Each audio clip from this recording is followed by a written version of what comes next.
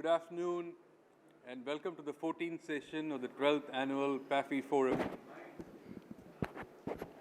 Good afternoon and welcome again.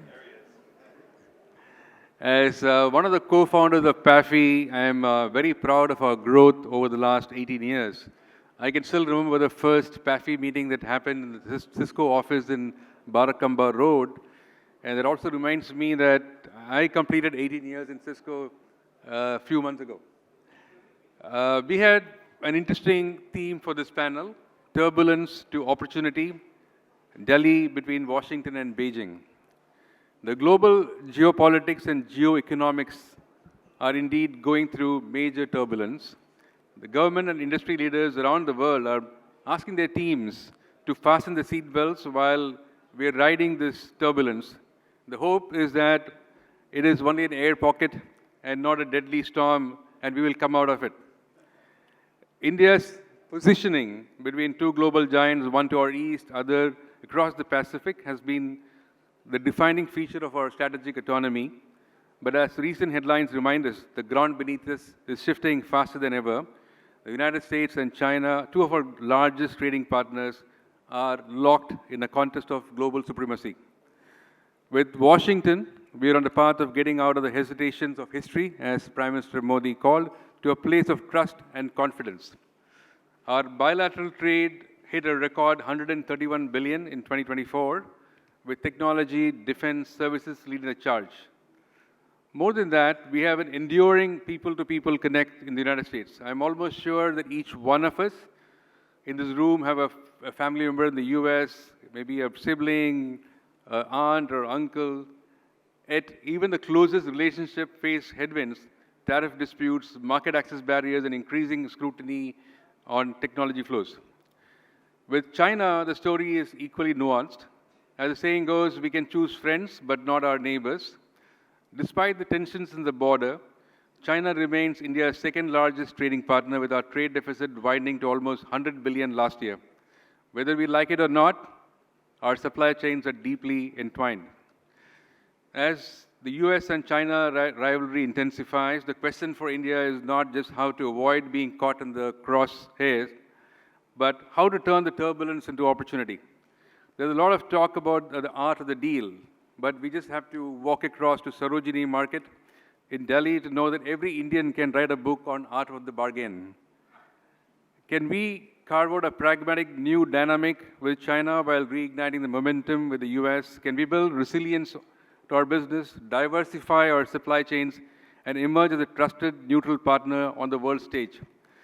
We have a great panel to discuss this. I will hand it over to my friend Rick. Rick and I go a long time back.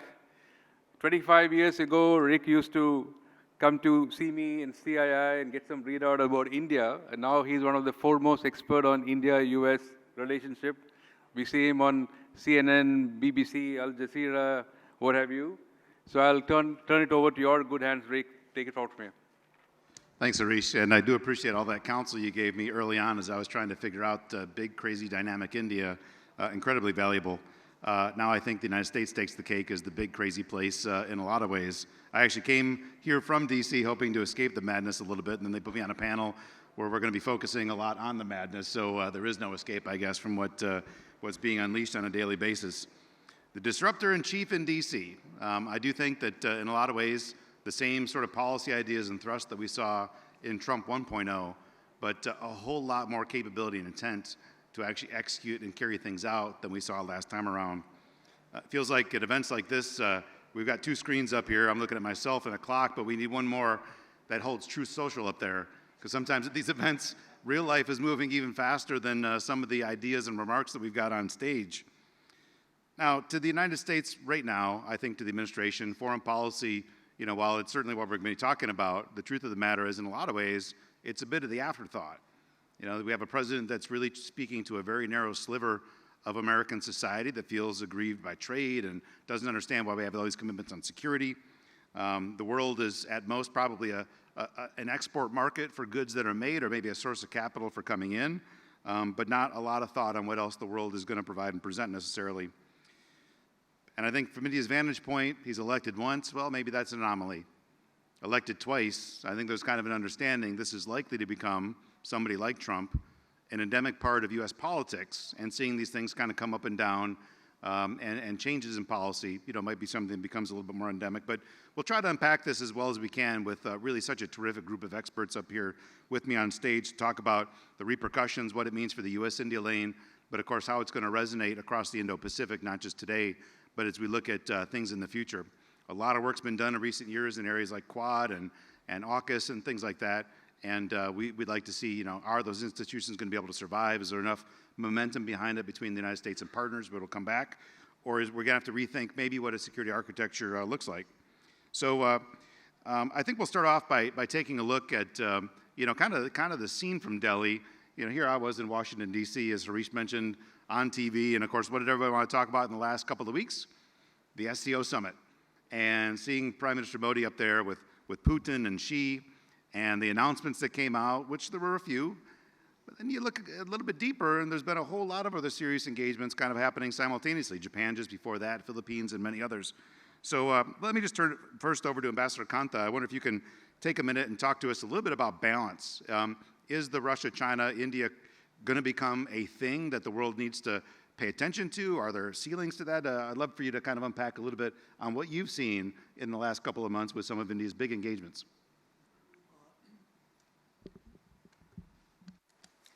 You referred to meetings Prime Minister Modi had in Tianjin with President Xi and President Putin.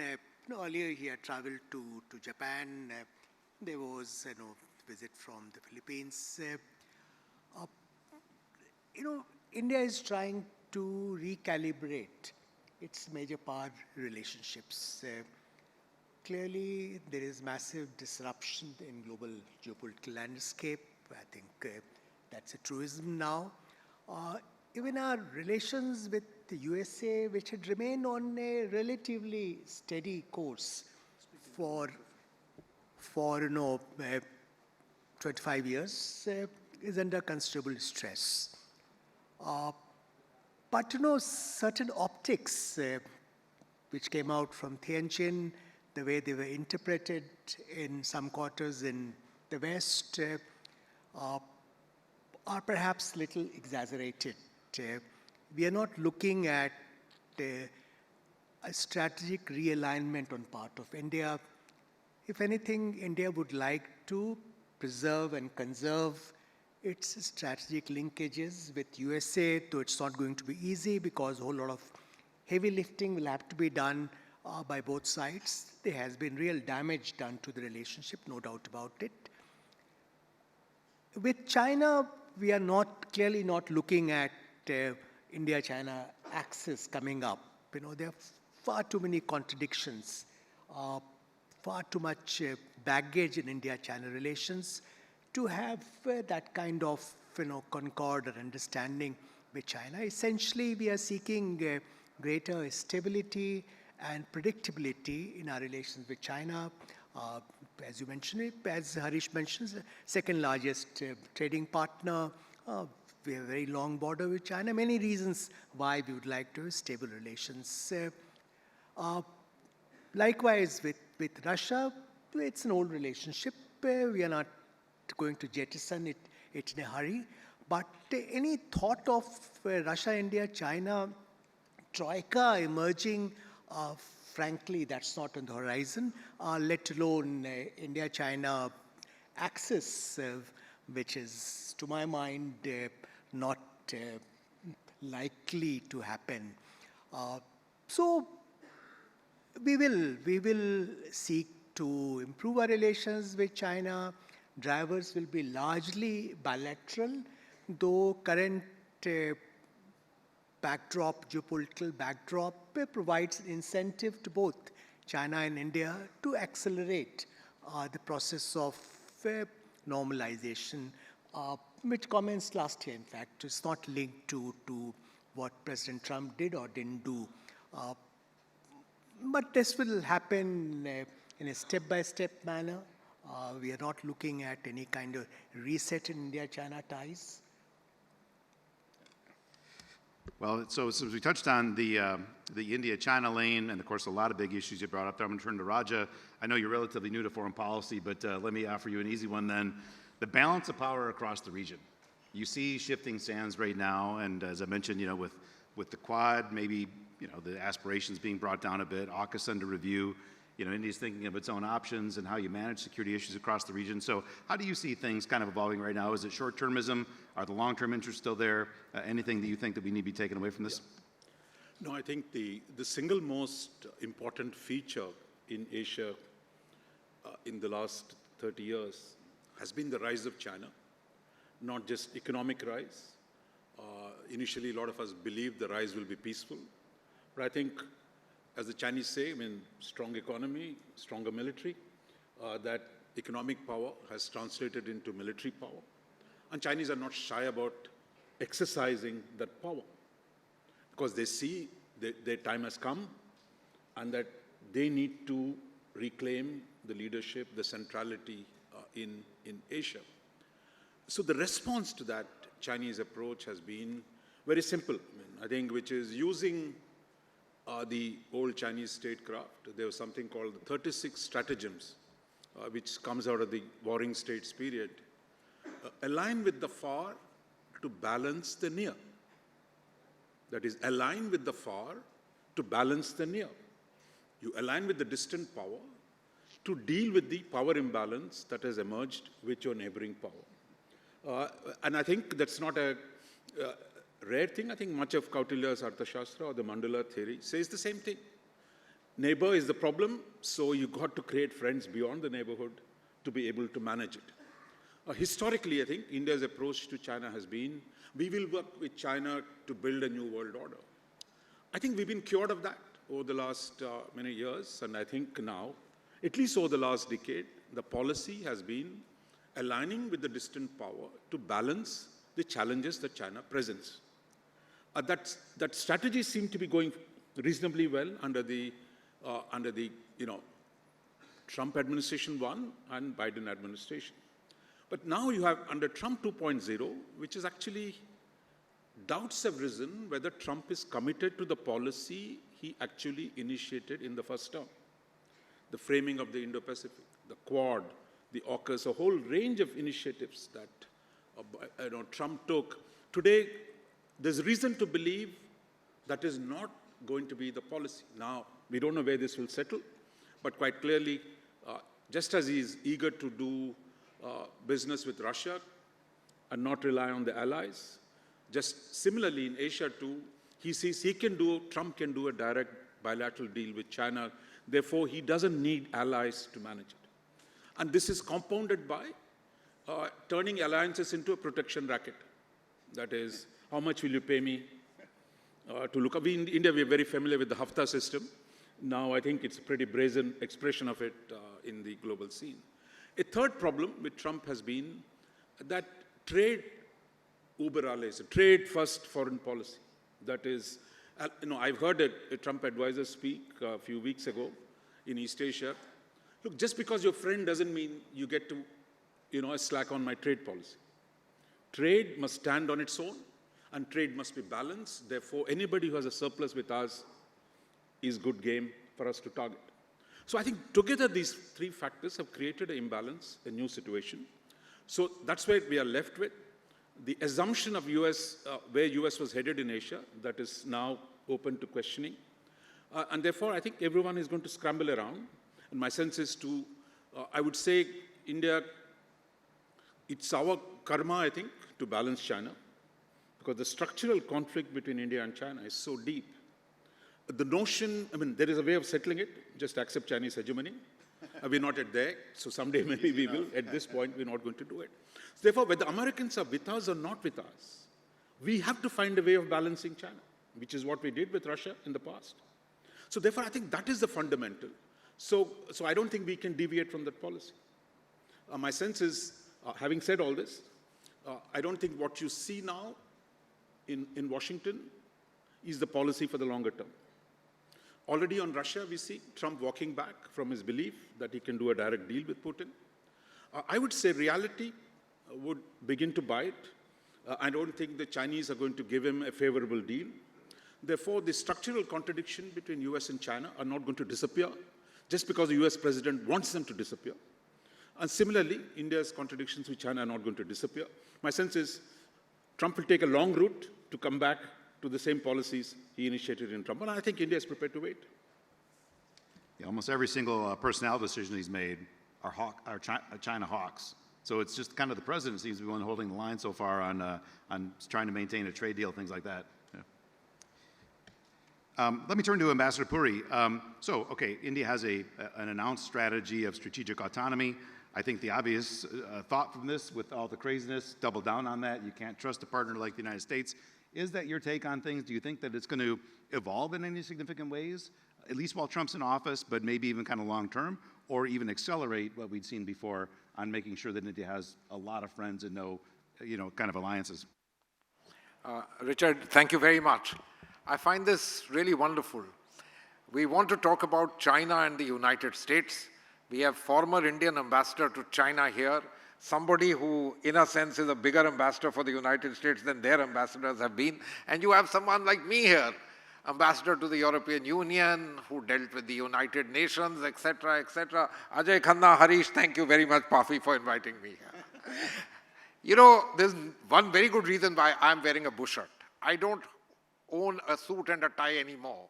Remember the first great meeting in the White House? I also don't wear that very shiny guy, which is half-sleeved out here. I see that no one on this panel is doing it. And Yashika, I'm delighted to see here that we are not boycotting Pepsi Cola here, as was going on. I say, guys, I'll laugh a little bit, friends. This is the session before lunch. I want to tell you this. First, Richard, let's be very clear. Trump 2.0 and Trump 1.0 is very different. Trump 1.0 was an accidental presidentship. When he got in, of course, he had the macho guys, but they were all institutionalists. They stuck to the guardrails. This time, he's come back prepared, and who are the coterie? Because they're the only guys who were the believers. I don't want to use the difficult word from that Harold Robbins book. Those kind of people, MAGA lot, people interested in themselves, and ideologues. So, Richard, we need to talk about things other than trade. That's a lot in that other kind of sphere. As far as India is concerned, I fail to understand, but I do realize where it came from. This lean, which went to the point where Richard is talking about AUKUS as if it's something good for us. Now, this was the kind of things that happened. Strategic autonomy. In the old days, we used to call it non-alignment. You can call it multi-alignment. It's okay, man. We are among the G20 countries. You can't have non-alignment. You got to be multi-aligned. Fine. How did we reach such a state of play that a single point lean was of importance to us? You think I don't realize the issues with China? I come from a generation which was born when 1962 happened. And all our life, we've been having this particular thing. But talk about businesses in India. They don't want you to look the other way from China. They understand. You think they're not patriotic? They understand what the scene is. But they also recognize that some of the things that we need in India at our current level of development come from there. And I'm not talking about their developments in AI and so on, which frankly speaking, if you talk to many of them, Harish, I don't want to ask you, you represent an American company, but if you ask Indians, they'll say, let's recognize what the guys have achieved. So therefore, realism is important. At the end of the day, the only thing important is your own place. You are on your way to becoming the third largest economy, but you are a way off the first two largest economies in the world. And if I include the Europeans, you'd be the fourth largest. In all of this, you need to build your economy. You need to be working on both sides of the aisle. I know it's very tough with your neighbors. As they say, good, strong fences make the best neighbors. But you need to work on that particular thing. The United States relationship, how can anyone in India underestimate its importance? It is important. And we have to work with President Trump and so on.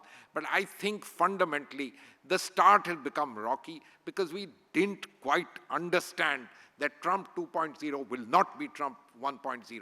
And on the deal with China, look, as far as I'm concerned, Raj, while I very much hope that he will come back a la Trump 0.1, where he first sent his daughter, if you remember, to try and strike a deal and it didn't work out, I don't know about that. But he's very keen on the deals with both the Russians and the Chinese, because in his simplistic scheme of thinking, who are the big guys that you can do deals with? I'm afraid we should also realize that while we talk a lot about how important we are in a contestation with China, has it really sunk in there? I don't know. I don't think so. And this is something which is very important. In Hindi, you know, we use an expression, apni auqat ko hamesha samajhna chahiye before you do things. That's particularly important because then you know how much you should extend. And, you know, simply saying it to yourself is not what gets in there. So I'll stop there. I'll be happy to take anything, Richard, from you or anyone. But strategic autonomy, in my case, is not multi-alignment. It is. United States, very important. You've got to deal with the others and continue to deal with them. It's a very tough call because Mr. Trump is a very interesting president in Trump 2.0. It's not only that he says, I won't do it, which is fair enough. You're welcome to make your own choices. He says, I won't let you do it. That's a very tough call. Thank you. TK, we do see, you know, a bit of a thaw in India's relations with China.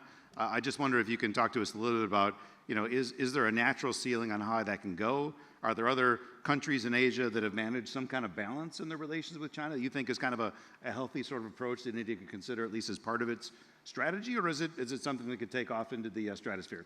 Yeah. After World War II, when the IMF was being set up, John Maynard Keynes was the representative at the talks representing Britain.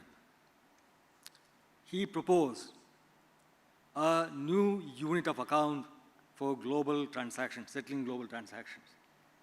He suggested something called the Banco be created. The US then was dominant in the world and was not willing to be persuaded by intellectual arguments. They said, no, we don't need any banker, the dollar is good enough.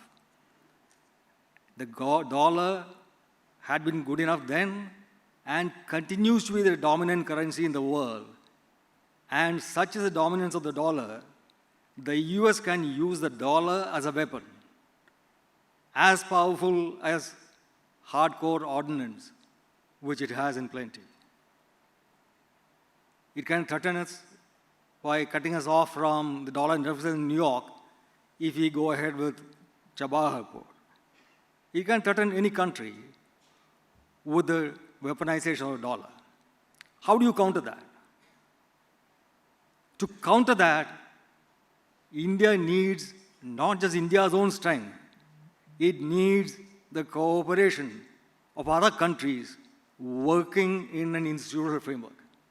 So here, bodies like BRICS come into play.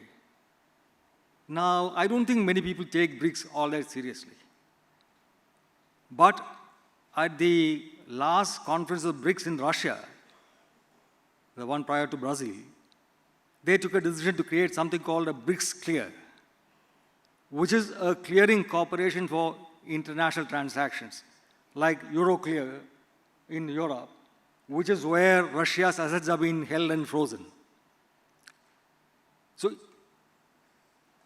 BRICS wants to create a clearing and settlement mechanism and a depository for international transactions, securities settlement, which will be outside the control of the US, Europe, and other Western powers. I think this is most welcome. Similarly, recently, 3-4 years ago, the Bank for International Settlements conducted an experiment in Hong Kong for clearing international payments using cryptocurrency.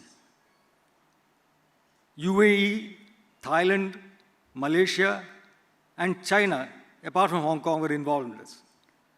And they settled beautifully.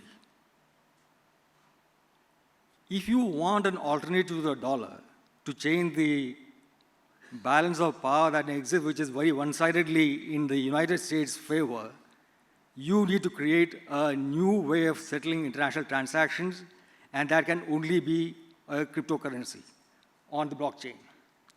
And that can be created only through collaboration between a number of large powers, the largest as well as the mid-range powers like India, Brazil, and other members of BRICS. So India needs to work with China. India needs to work with Russia, Brazil, Japan, Europe, all of whom have their own tensions with the US, as well as collaboration with the US. We have areas of convergence and areas of divergence. The game for India is naturally to use these differences between nations and convergences among nations to our own advantage, to expand, maximize our space for autonomous action. Of course, this will not help if it comes to direct use of force. But let's hope we will not always be confronting the direct use of force. So in all those other conditions, we need to cooperate. That is why our cooperation with all these countries matters when it comes to dealing with either Russia, either the United States or China. Our good ties with Japan and Australia, these are relevant not only for being members of Quad and therefore telling China that we have a certain perspective towards you. It is also relevant in creating a force multiplier for whatever we want to do vis-a-vis the US, Europe, any other country.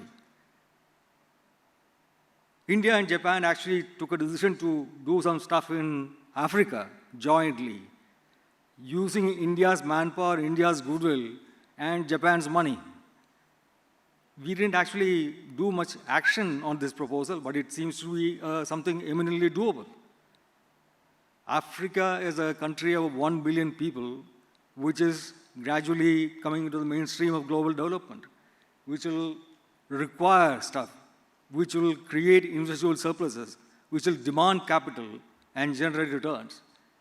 And it is important for a country like India to be early on in taking your place on the African safari. And we will collaborate with as many countries as we can in maximizing the space for operation that we have. So this is my simple point. How we react with the US or China is dependent not only on our own internal strength, but also on the relations we establish with other countries that matter in the neighborhood and beyond. Thank you. Well, great news on the crypto point for international settlements. I have a president that actually has his own crypto tool he's building, so we can accommodate that too. Yeah. Well, good. Well, Ambassador Kantha, and for the next round, if we can be pretty brief, just so we have a few minutes, but I'll try to squeeze in one more question for each. Ambassador Kantha, that's a good lead off in thinking about the global South. India used its position in leading the G20. With I think the United States caring a lot less about some of those regions, Africa and others right now. Is there additional space for India to step up and play more of a leadership role, or how does India and the global South play out with the current conundrum and the differences in approaches on major capitals?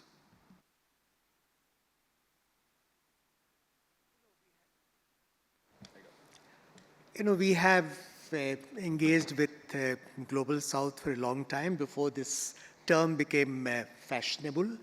There is this sense post-COVID, post-Ukraine conflict, that concerns, grievances, aspirations of developing world are being ignored. They are not being taken on board.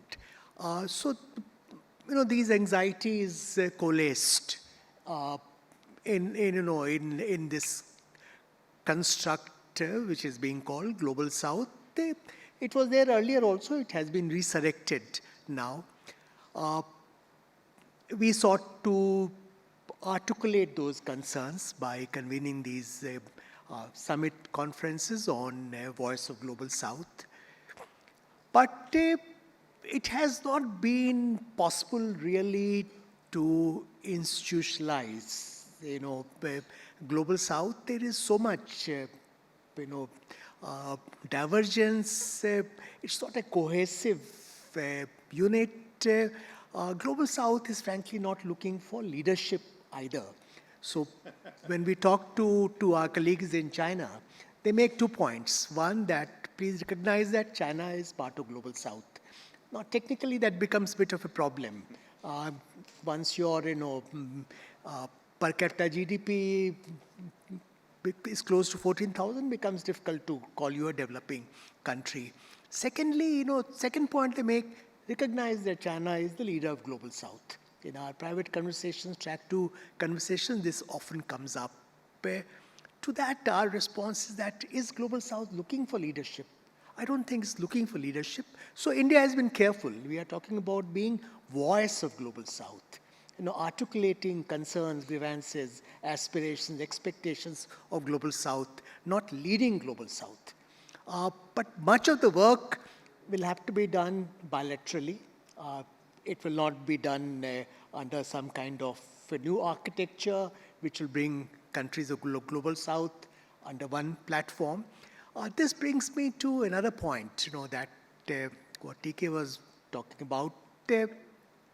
Your question was on limitations of India-China relations. I'll not go into bilateral dynamics. But India and China today working together on certain global challenges is becoming more and more difficult because of the basic divergence in our strategic outlooks, kind of distrust which is there between 2 countries. So even those areas where we had collaborated earlier, whether climate change or WTO, I think that space is shrinking. And that applies to our working together on issues relating to Global South as well. Good. I wish to bottle that and bring it back to Washington, because everything you said is true, in my opinion, and everything you said is very different than the view you get in Washington, where they imagine there's like 100 countries looking around for a leader, and that can be bottled in some way. So I really appreciate that. Raja, getting back to the U.S.-India lane, we've had frictions in many areas over the last 20 years. A lot of frictions right now on trade and some people-to-people things. When you look out over the next 20 years, the next 30 years, just to say we get a period of stability in U.S.-India relations right now, are there things, when you look out a little bit further in this kind of great power competition, that might present areas of friction in the future that our leaders should be working on right now? Or do you think that we kind of have a sense of it after 25 years of pretty heavy engagement? But tell me a little bit about, in the future, things we should be thinking about that could be frictions if we don't start working on now. Yeah. No, I would say, I think the big challenge for India is to come to terms with the historic change unfolding within the United States. Much of the changes that Trump is talking about today are a consequence of change in the internal balance of power, if you will, and the emergence of a view that fundamentally breaks from the idea of global economic engagement, the idea of global multilateralism and alliances, and the idea of open borders. So the 3 core issues, what we assumed were the US policies, today are being reversed. Now, if the Democrats come back to power, assuming they will at some point, will they reverse it? Like we saw Biden reverse some of Trump's policies, but he didn't reverse all of them. On trade, in fact, they stuck with the same policy. In fact, Biden was the one who talked about industrial policy, a foreign policy for the middle class. So on some issues, I suspect there's going to be continuity. So I think where does that leave us? One, I think on the open borders, in India, every engineer who passes out of any college across the country believes he has a divine right to go to the United States. Now, I think that phase when the US was open to immigrants in a way that it has been since the 1960s, that phase is over. So for India, I think to officially push for migration and mobility is going to be a counterproductive thing. We have to recognize there is a backlash against immigration, not just in the US, across the Anglo-Saxon world, across the West as a whole. So if American companies want to take some people, that's fine. That is their problem. But I think as a state, as a people, we got to recognize this kind of massive flow of Indian people across the borders into the US. That phase is over. So we got to recognize that. Second, I think in terms of the alliances and multilateralism, that Trump is taking a pickaxe to what is remains of the WTO. He doesn't much care for alliances. Now, will that be restored? We don't know. So I think for India then, it is really focus on building its own capabilities. How does it do it? And if the US comes back and says, look, there is room for partnership on a case-by-case basis, on the basis of actually practical give and take is what we need to do, rather than a fundamental assumption that the US is out there to balance China. Maybe that could be wrong. So given the effect on trust in the last few weeks, so I would think there will be enormous possibilities to work with the US, but that has to be a demonstrated case-by-case movement rather than merely automatic assumption of convergence. On trade, I would say, look, India has always been a difficult partner on trade. Nobody ever called India as a nice interlocutor on trade. And we figured some of that out in the first term of Trump administration. And that has come to bite us in a much bigger way this time. So I think unless India changes its trade policy, unless it does the necessary reforms to make its economy a competitive one, the idea that you can deal with the outside world without changing your economy internally, I think that assumption is over. The assumption that you could tinker around with your economy, I mean, all the industry sitting here, that look, if we don't change internally, your ability to deal with the external change will shrink. So therefore, I think that internal reform agenda, our PM says he's going to do an arsenal of reforms. We've seen one, but I think we need to see a lot more to be able to make Indian economy a competitive one. On the military thing, finally, I would say, is really do more at home, use wherever possible foreign capital to produce weapons at home, because we talk about strategic autonomy. Right now, where we are, we're dependent on Russia for weapons, not much autonomy there. We're dependent on China for much of the intermediary imports, not much autonomy there, and the US for partnership in balancing China. So I think in all the three fronts, it is the internal change, strengthening yourself, that will give you true strategic autonomy. Ambassador Puri, going back to the Obama administration, there was a lot of concern in Delhi about a G2 maybe coming together. I think a lot of that was driven by the shared interest in combating climate change. The United States cares about climate. China knew they were going to supply everything that would combat climate change. It was kind of a natural partnership. Things died down. You saw a lot of aggressive posturing back and forth, but now maybe a US-India trade deal. US-China trade agreement. Maybe some senior level engagements. Do you have that concern again? Do you sense that's growing in Delhi, the concern about a G20 and that might put a ceiling on US-India partnership? Do you think there's a natural ceiling on how high US and China can go? Richard, thank you very much. You know, look, this G2 business, in some senses, is a reality, isn't it? The other day, we had Jonathan Pershing here, who used to be one of the lead US negotiators on climate change. And after hedging and hawing for about 5 minutes, he finally said, look, we know all the previous climate deals were between US and China. That's exactly what happened even in the WTO. If any of you are quite familiar with all of them, they let them in and they allowed various things to go forward. Look, these are realities. Can the Europeans stand up and be a pole by themselves? I wish that was the case, but I'm not seeing that happening. Because of the nature of the Caucasian Connect, their military dependency, and the fact that they bought all the neocon theories that the Russians are out to get us. Now, Mr. Trump and détente, you know, if I try and take you back to those kind of ideas, they are all forgotten ideas here. I don't want to go into, you know, how he was, his understanding of the Russians is very different. And it has nothing to do with the fact of Trump Tower having been all bought out by Russian oligarchs at a particular time. It's not only that. It's the way of thinking. There is this dichotomy in thinking. The East Coast United States, this entire neocon theories about Russia, etc., they've spawned a certain set of things. Are they right or wrong? I don't know. That's for people in the United States to determine. But what you say is, look, obviously, we will be worried and will be extremely worried about this US-China coming together. Why? Because we have a contested border with China. And this entire business of hegemony in Asia, the global south, etc., all of these are very there. But, you know, in the end, if that is a kind of reality, and I give you again the climate example, we do work with it.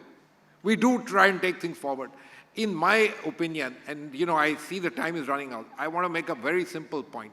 For India at this time, it's very important to do multi-alignment, but do much of it bilaterally and play down these small plurilaterals. They just, you know, hit you in the eye. And they just ramp up all of this. And this includes this Quad and AUKUS. It hits the other guys. And on the other hand, all these SCOs, etc., hit the other way. What happened here was rebound. There should be no doubt in anybody's mind. But good thing it happened. Because India is a country which needs to, in a great sense, walk the talk on its own development, then we'll perhaps be a pillar in this multipolar kind of world that we see some value in for ourselves. We need the United States, obviously. Look at the technological developments. Look at even money. I know China is good, but there is this contestation. And so therefore we need to play this game. And from my understanding, bilateralism strong, and playing down divergences, trying to see what you can do on convergence. And I fully understand the dangers. So we have to be sharper, cleverer, more prescient about what are the dangers for us. But at the same time, we have no choice but to build our economy. That's without doubt the first and perhaps the most important priority for us.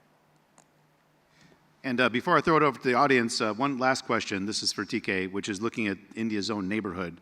If ever, the need to have a big, strong partner in a region, South Asia presents that almost on a weekly basis with the kind of churn that you've got in governance in the region. Is that also, in times it's been maybe an area of competition between India and China, differences in approach between the United States and India? How do you look at the instability in your neighborhood right now? Is India able to take advantage? Is it an open moment for competition between great powers? So get us a little bit closer to home rather than the entire global South. See, our neighborhood is a neighborhood only in a limited geographical sense.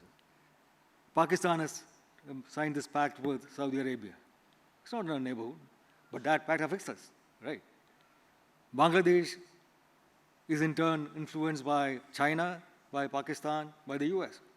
So our neighborhood is not really our neighborhood. They are all intermeshed in the global power interactions, alliances, and their calculations, how this can be utilized to their advantage. So it would be mistaken to think that we can handle a neighborhood purely on the basis of our proximity. We need to be ultimately strong internally as an economy.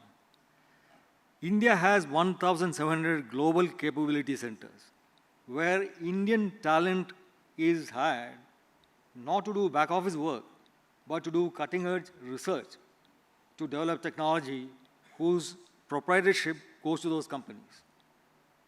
Why can't Indian companies, Indian government, or Indian state-owned enterprises hire at least a fraction of this talent which is toiling away in these global capability centers to develop technology for ourselves? Today, in electronics, our dependence on Chinese components is so huge. Even in defense installations, these components are actually supplied by China and they are potentially vulnerable.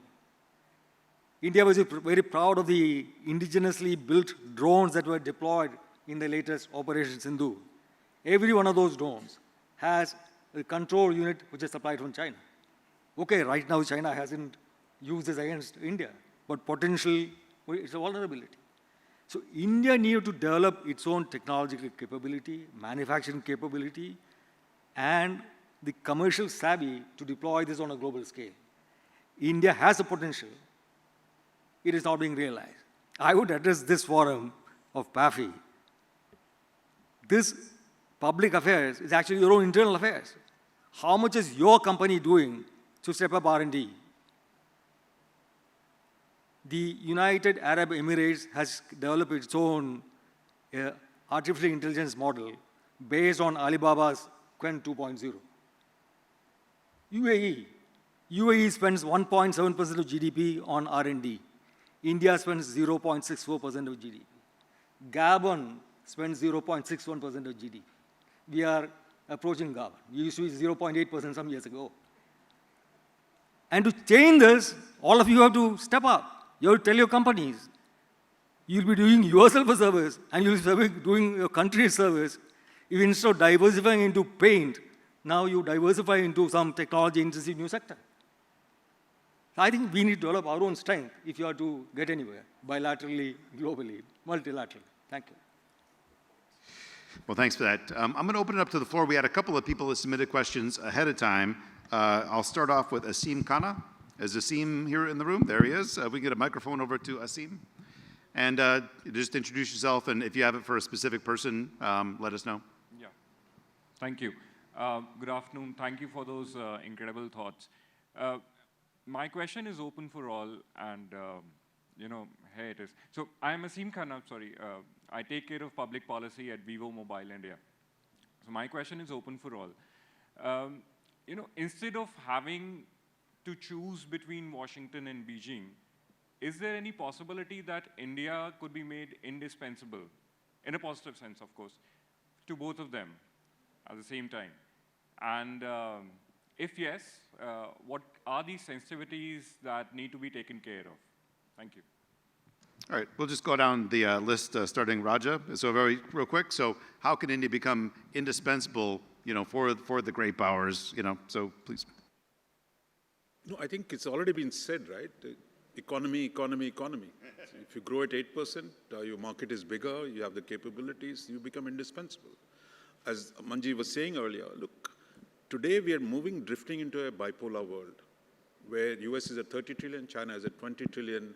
If we don't get our act together, our ability to shape anything in the international system will begin to decline because how big US and China are becoming. So I would say focus on internally, focus on economy, focus on social, economic, and political modernization. And if we don't do that, the rest of it can't be fixed by diplomacy or by grand strategy.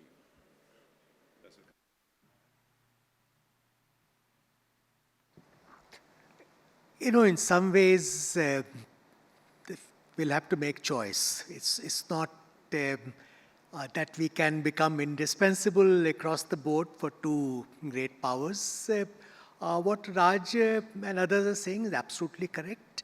You have to use these relationships, whether your strategic partnership with USA or a more limited relationship with China, to build your capabilities. I think that has to be the primary objective at this point of time. With China, it's a far more complicated relationship. So having expectations that somehow China will become panacea to many of our problems, as some people seem to have, that if you want to build up manufacturing capabilities, you can look at China, they will come and invest, they will transfer technology. I don't see that happening because China is looking at India differently. India is very different for China compared to, say, Thailand or Malaysia or Vietnam, where they are willing to put in resources to develop them as manufacturing hub. We don't see that happening in case of India. We are not likely to see any significant transfer technology from China to India. So we'll have to either develop that on our own. When it comes to external partnerships, we will have to look elsewhere. So thinking that you can progress your foreign policy without making choices, I think that's unlikely to happen in real world. Thank you. I think the key word that you used was indispensable. I think, let me echo what Raj said. Where you are today, make yourself far higher up the totem pole in terms of the economy, then maybe either side will see value that you get on their side. You add tremendously in terms of my contestation. But on a lighter note, in a multi-party parliament, where there are 3-4 parties which are in power and nobody has got the entire 50% majority, if the two biggest parties come to power, then simply enjoy what happens. They always have the luxury of being able to do that. You need to make yourself that and not get taken in by the fact that you are indispensable. Just one minor point. We do have something that is unique, which is actually manpower. The largest population of people in an age where they can be trained in the most advanced technologies to develop additional technologies is in India. Our education system is such that it goes to waste. So if we can leverage this manpower, yes, we can become indispensable to the world. But primarily, this manpower has to be first become indispensable to India. That is the problem. Well, we got time for one more speed round question. Harish, I know you got something in mind.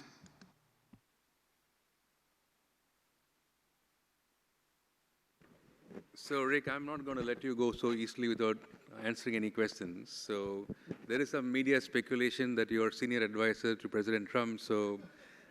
So what are we going to see 8:30 today in Social Truth Social? But there is the more lighter question. The more important question is about G2, the question that you asked. I want a perspective from Washington. How real is that possibility of in US and China getting together, or US just letting China mind its space and US taking care of space that they are interested in? Now, and it flows pretty well from the last question from the audience. There is a natural ceiling on how high the US and China can go.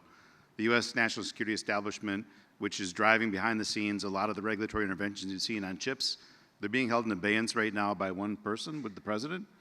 But the idea about decoupling anything that's got strategic significance, it's practically 100% of the votes now around the table when we think about the direction that we're going to go in. So getting an agreement done, getting some China investment in some of the disadvantaged communities that President Trump really does speak to and represents, which I grew up in, and I very much understand that kind of mindset. So I do think, getting interim deal done, getting some things back on the right side, but there is a natural ceiling on how far the US and China can go. On the US-India lane, look, we got 3 steps that we got to watch for right now. Number 1, can they get the deal done? India put a really good deal on the table, and Trump asked for more than India can give. Are they going to relent? Number 2, are we going to find a way on Russia sanctions? It's probably going to be globally applied. That may not be India's favored solution, but it sure is a heck of a lot better than India being singled out as the only country. And number 3, is the president going to come out here for the Quad Summit later this year? Those 3 things happen, I think we can get the US-India thing back on a pretty even keel by the end of the year, but nobody's saying it's going to happen. Well, let me hand that over now to Yashika to close this up, and thanks again for all your support for today. Thank you so much. It's been such a pleasure to be, to be able to hear this discussion, so learned, so nuanced, and such a candid discussion. It's clear that we are on shifting sands, if I may say so. And as our wonderful Ajay Khanna wrote in an HT piece just last week, businesses can no longer assume geopolitics is just G to G. It's very much economics, as we heard. It impacts supply chains, technological ecosystems. It impacts the decisions companies will make about where to invest, where to sell, where to buy from.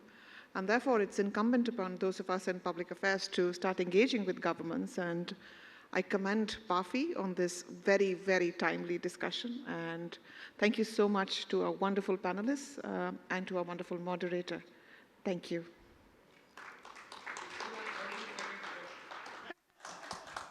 Please, we're going to be distributing the book now, so we'd like to ask the speakers to come up on stage. Yeah.